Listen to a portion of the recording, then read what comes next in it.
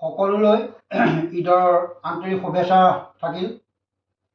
মই আজি কিছুদিনৰ আগত মোৰ মনৰ পৰা এটি জিকিৰ লিখি থৈছিলোঁ। এই জিকিৰটো আজি মুকলি কৰি দিছোঁ, সকলোৱে চাব আৰু চাই ভাল পাই আপোনালোকে লাইক কমেণ্ট শ্বেয়াৰ সকলোৱে কৰিব বুলি মই আশা ৰাখিলোঁ।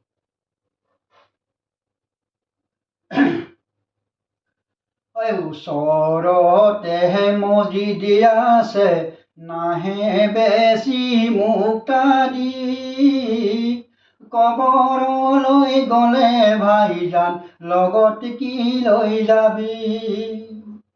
ওচৰতে মছজিদ আছে, নাহে বেছি মুক্তাদি, কবৰলৈ গ'লে ভাইজান লগত কি লৈ যাবি।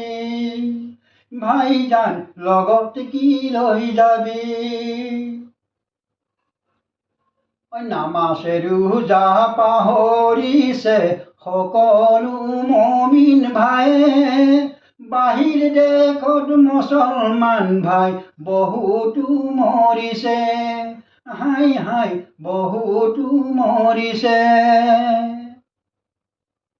ওচৰতে মছজিদ আছে, নাহে বেছি মুক্তাদি, কবৰলৈ গ'লে ভাইজান লগত কি লৈ যাবি।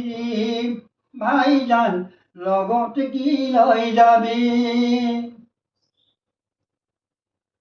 বছৰতে এবাৰ ভাইজান ৰোজা আহি পৰে, তথাপিও আমাৰ বান্দাই ধৰিব নোৱাৰে, হাই হাই ধৰিব নোৱাৰে। ওচৰতে মছজিদ আছে, নাহে বেছি মুক্তাদি, কবৰলৈ গ'লে ভাইজান লগত কি লৈ যাবি। ভাইজান লগত কি লৈ যাবি। জুমাৰ দিনা আমাৰ বান্দা সকলো আহে, দিনৰ নামাজত বান্দাই খবৰ নাৰাখে, হাই হাই খবৰ নাৰাখে।